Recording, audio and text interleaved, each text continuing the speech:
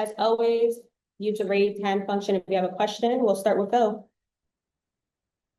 Yeah, so Nico, congrats on the win. I did want to ask a little bit about the center forward choices. You started with Obrian as center forward, and then about an hour in, you decided to put in Fodrey, which obviously seemed to work out really well. So just kind of the rationale. I know it was limited tonight with Azuni out on international duty, but just why you decided with that particular configuration, and then why you thought CJ would work at kind of the time and place where he came in. Well, it's a great question because it was the most challenging question that we had during this week to help us to play there. I know Hader from years when I was in Dallas, and he played for me as a forward a lot of games in the second season. Um, it's a position that he also played in Colombia in his former club, and he feels very familiar about it. I knew that, and this is why during the week he was training in that position.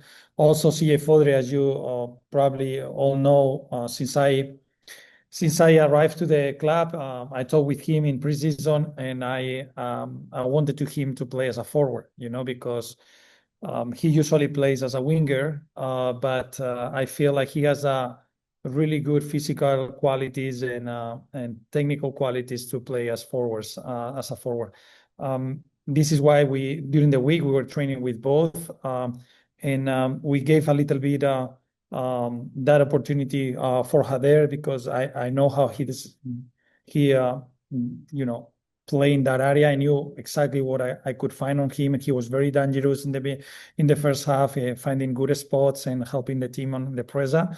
And I just felt like we needed a little bit more hold and play because we were having problems to sustain possession in the second half. And bringing CJ will give us that physicality to hold the ball. Also, like he's fast and in transition, he could be dangerous and more presence in the box. And I think he gave everything that I was saying today. But I think both had a really good game and both helped the team to win. Okay. Yeah. And then I know that it's not fun to talk about penalties being called against the team, and that's been something that we've had to visit quite a few times this season. But just the call on Dubasarski, just kind of your thoughts on that. Do you think that was legitimate? Do you think VAR was justified in that? Or do you think that was maybe a little bit soft? I haven't watched. It probably is soft because this year all our penalties are soft. And for whatever reason,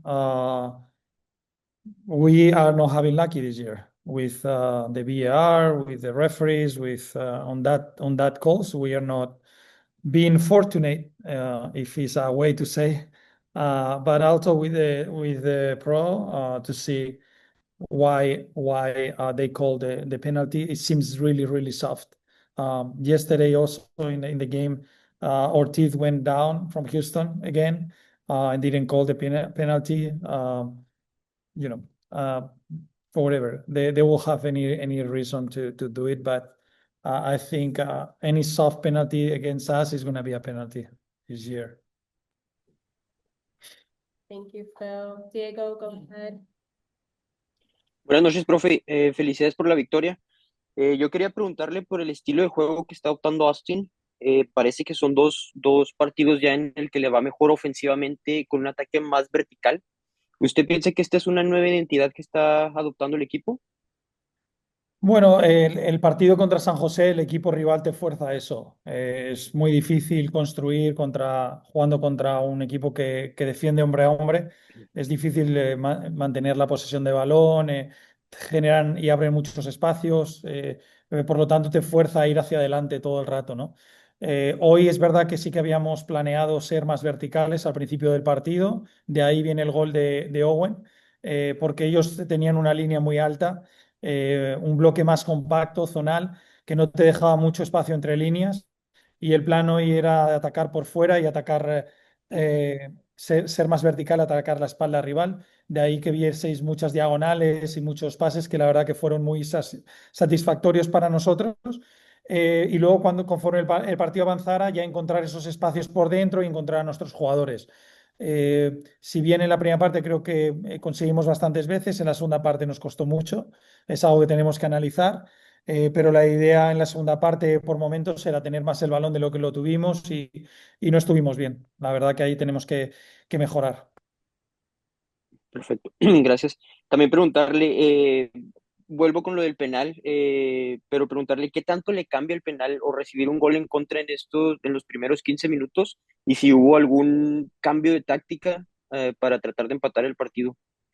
Sí, nosotros ya estábamos viendo que la manera en la que estábamos presionando no estaba funcionando bien porque nos estaba metiendo atrás y estábamos dejándole mucho terreno, ¿no? Entonces, nosotros ya estábamos planeando el cambio a defender en 4-4-2 y subir a Johnny un poquito más arriba, porque, bueno, esperábamos una cosa de ellos han ido cambiando en la primera parte al vernos ajustar eso. Entonces, nosotros hemos tenido que ajustar también de nuevo y la verdad que nos ha ayudado mucho porque a partir de ahí pues hemos tenido un poquito más de control, hemos robado mucho más balones arriba y eso ha hecho que pudiéramos contraatacar y tener más momentos de balón y de ataque.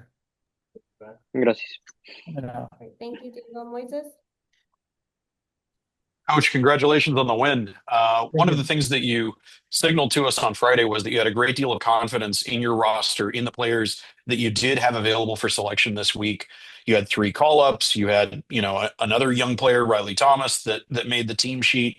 How do you feel that confidence bore out in ways that you couldn't have expected? There were the things that you've already touched on a little bit that you could have planned and hoped for, and that were kind of part of the game plan, but there's always the unexpected stuff. What unexpectedly went well thanks to the specific roster of guys that you had on the night?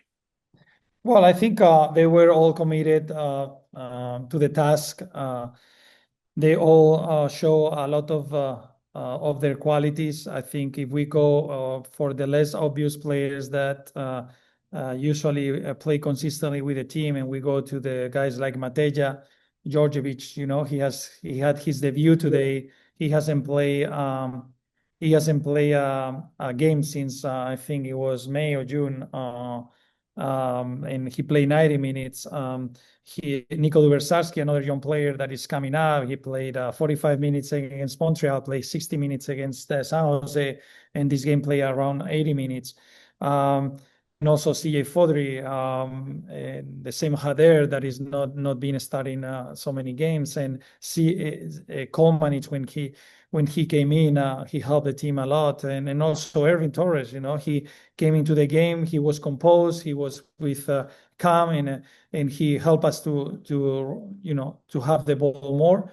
And I cannot forget about Robert Taylor also, that he was very dangerous. He had a really nice counterattacks situations where he helped the team to do. And I think the other guys like Brad, like Brendan, like Mikael, Viro, Owen,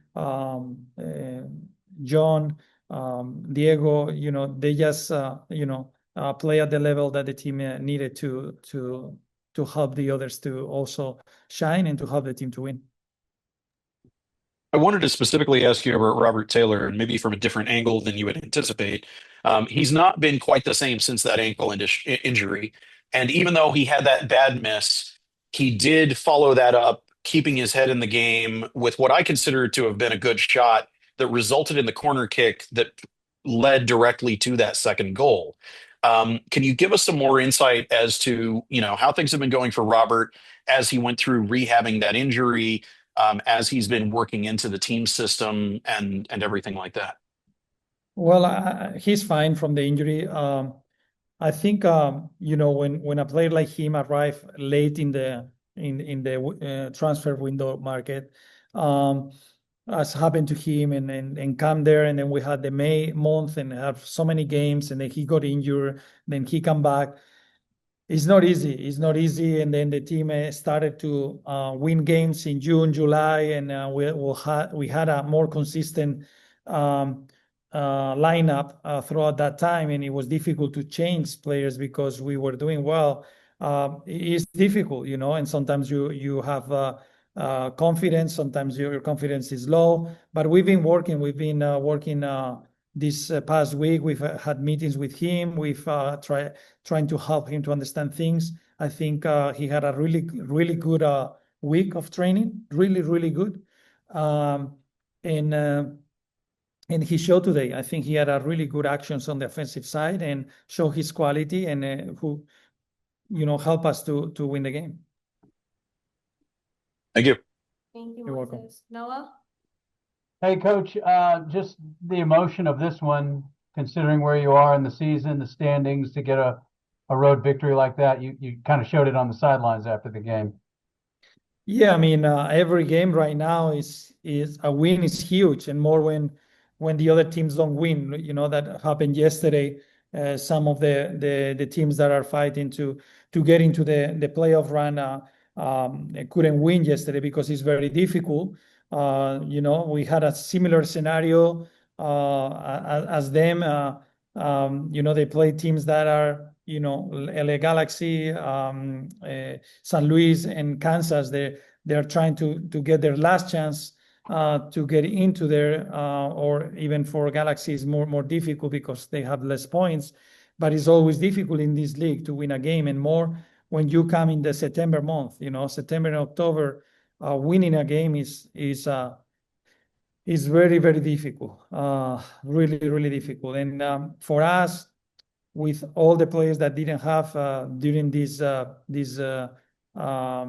game, all the players that went with the national team, some of the injuries, players like Sauvis that couldn't participate in this game, and Ilya coming back from an injury, and it is like you value a lot this win, and you feel really good about players that maybe haven't been starting games lately, but they had to do it today.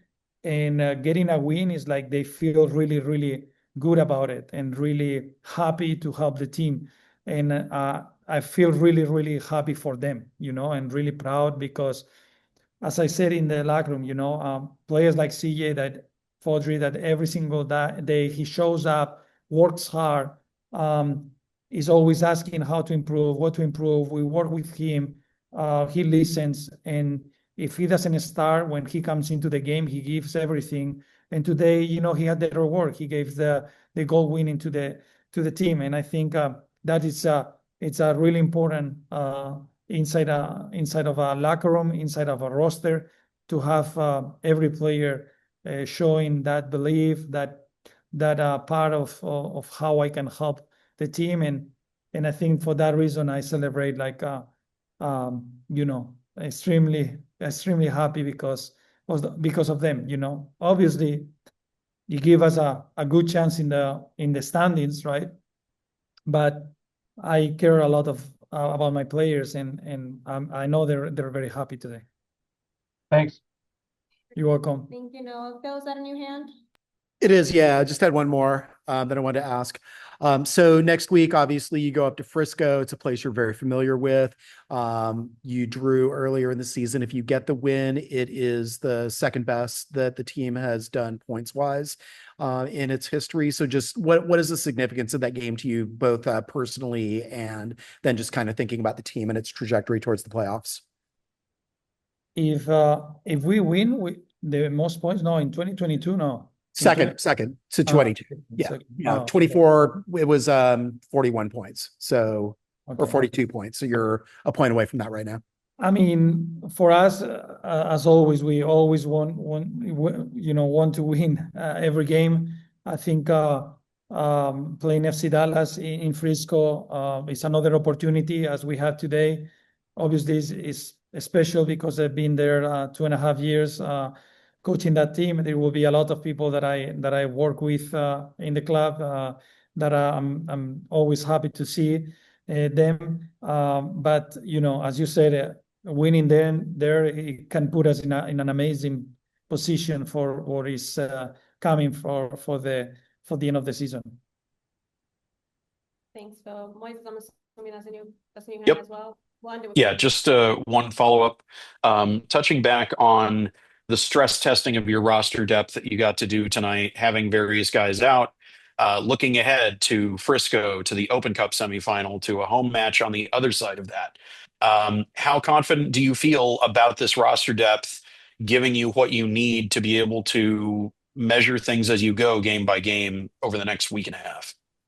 I think it's huge, because we're gonna feel very confident that the lineup that we decide, the roster that we decide to travel to play, they're gonna compete. They're gonna do well, and I think this game is showing us that we have to trust in every player in this roster. We have to use them. We have to believe in them, and we have. Three really important games. I don't think any of them is less important than the other. Okay, the Minnesota one, it can put you in a final, and that for everyone could be really important. But the other ones can put you in an amazing position for the end of the season. Then for me, I'm gonna treat them the same every game that we have right now in the next week. Thank you, Moises. Kobe, do you have a question for Nico before we go?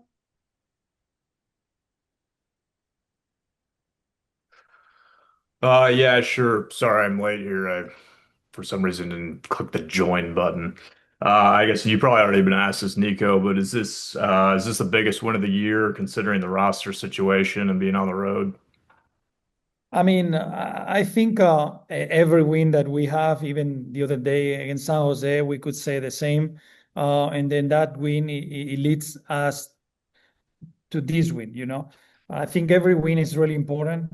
I think probably, as you said, because of the moment of the season and how difficult it is to win games. We saw yesterday some opponents that are fighting to make the playoff couldn't win. And even Kansas beat Colorado 4-2 last week, and we knew it's not going to be easy. I think Austin hasn't have a very good record here, also playing in Kansas. Then missing 4 or 5 players like the ones that we miss, including Savovich, everyone could think like we had a weaker roster in this week. But as I said from the beginning of the week, I trust a lot in this roster. I trust a lot in those players. Trust a lot in the young players that came from the second team and helped today to win this game. And I'm really, really happy and proud of everyone that was part of this game, was part of this roster and this trip, and gave us the chance to get the 3 points and move on. Thank you, Kobe. All right, guys, we'll wrap it up here with Nico. Thank you, guys. Have a good night. All right, guys, we're joined now by CJ Fodrey, who scored his first MLS goal. Whoever wants to go first, raise your hand. All right, we'll start off with Phil. CJ, I think we witnessed 40 of the best minutes of your life. If you can just kind of take us through from getting in there as a sub to almost getting that first goal to almost getting the assist to finally getting that goal on the corner kick. Yeah, it felt nice. Didn't feel like it was coming after that first one came off the post. I was like, dang, man. But and the assist didn't come through. But it's nice that Owen got that good ball in. So pretty happy. So yeah, just kind of tell us about the process of this year. I mean, obviously you've been bouncing back between first team and second team. You've gotten a lot of Austin FC 2 minutes, but obviously Nico has trust in you as a center forward, and given just kind of the circumstances of this game, you got the opportunity to get significant minutes in, and you made something of that, which is fantastic for you. Yeah, we had a plan at the very beginning of the season. He saw my profile as something he wanted me to try as striker, and I was open to it and tried making the most of it. And yeah, it's been difficult for me to find minutes this year, given the position. And I'm just glad I was able to make the most of it today. Thank you, Phil. Moises? Something that you obviously would not have been aware of is as you scored that game-winning goal, fan chats across the internet were exploding with CJ Fodrey emojis of you wearing sunglasses, of memes galore, and all that sort of thing. You have so much more direct of an interaction with the fans when you're over at Palmer Field at the second team, where you hung a star over the badge. One of the things that I've noticed is from the earliest minutes that you played with the first team at Q2, you've been very big on directly interacting with the crowd, hyping them up almost like a wrestler. what is it like for you bridging that gap and bringing that relationship and feeding off of that energy that I know was so essential to winning that championship with the second team? Now that you're on the first team, when you're fighting for minutes, and you got a nice multiple of the minutes that you've gotten in previous matches with the first team this season today. Yeah, I think for me, I like getting the crowd involved. I've always been one that kind of builds off of energy. I feel like every time I've kind of came in, the first words from the coach is always just to bring energy and it kind of brings something new to the game. Because you see around the league towards the last 20, 10, whatever minutes of every MLS game, games start to open up. And that's kind of when you need fresh legs to get going. And that's kind of been my role this year. So I'm just trying to maximize my role. How do you see your responsibility in being a good teammate while also fighting for those minutes, fighting for the kind of rapport that the coaches want to see in you to give you those minutes? What's the social aspect of being a good teammate and being tight homies with people, but not letting things descend into cliquishness and that sort of thing? You mentioned your buddy Owen in your interview after the match. It was special to you to have that goal come to you from him. How do you guys manage the social aspect of this stuff? Yeah, I mean, we live pretty close to each other, so we kind of hang out every day. So that's why I kind of said that. We just kind of been manifesting something like this where my first goal would come from him or Z or anyone that kind of lives near me or I've been hanging out with since I got here. They've been very welcoming to me. So for me, that's kind of why I said that after the interview. Thank you, Moises. Colby, go ahead. Yeah, CJ, just take us through the emotions here. I mean, I don't even know if you're 22 yet or whatever, but even just getting that first career goal on the senior level. Just take us through the emotions. Yeah, it came a little later than I expected when I got drafted here. I thought I was just gonna have it all right away, but that's not the reality. It's been hard for me, I won't lie, but I think for me recently, it's been just kind of coming every day and working hard. And when you finally got it, you can kind of see in the celebration, I blacked out a little bit, but then I went over to Owen, so it was kind of cool. Colby, you have another one or? I guess it's kind of expand on that. When you get drafted and coming out of college, you're kind of the man and the stud, and then coming to a pro team, you kind of maybe have to start working your way up. Just what's that process been like? Yeah, I mean, for me, I had high expectations for myself from year one. So then coming in and maybe it didn't go as I wanted. So then for me, it's how do I adapt to the pro environment and kind of just keep developing. I feel like every year I've gone much better and better and just keep progressing. So I think for me, just keep working. It's not going to all come right away. So for me, it's just working every day and hopefully keep building on top of what I just did today. Thank you. Thank you, Colby. Diego? Hey, CJ, congrats on the goal tonight. Just to ask you, what's your message to the Austin fans who celebrated your goal with you? Thank you. My message to them is just thank you for the support recently. And since I've gone here, I think they deserve this. They deserve a team that makes the playoffs this year and makes a run for the championship. So I think message to them is just we're here and we're trying to do everything we can to make that push for them. Perfect. And how does it feel to play away from your natural positions and be able to adapt to a new style of play? I saw it as a challenge at the beginning of the year that I can take on. I think I have the profile for it. I'm a bigger guy, so I think, and I'm good in the air. So I think I don't mind playing striker at all. I see it as a position where I could play multiple positions anywhere in the front three. Thank you. Thank you, Diego. Moises, got a new hand. Yeah. Just one little follow-up from me. One of the things that we have seen from your teammates after they have, a big performance is they will make a wild hairstyle choice change. Can we expect any bleaching, any mohawk, like cornrows? Like, are you going to go villain mode with your hair? Are you going to grow a beard? Like, is there anything that we can expect on that front? Or are you just Ah, sticking with what works? I'm gonna just stick with this. I'm not dyeing my hair. Thank you, Moises. Colby, is that a new hand? Sure. CJ, are you faster this year?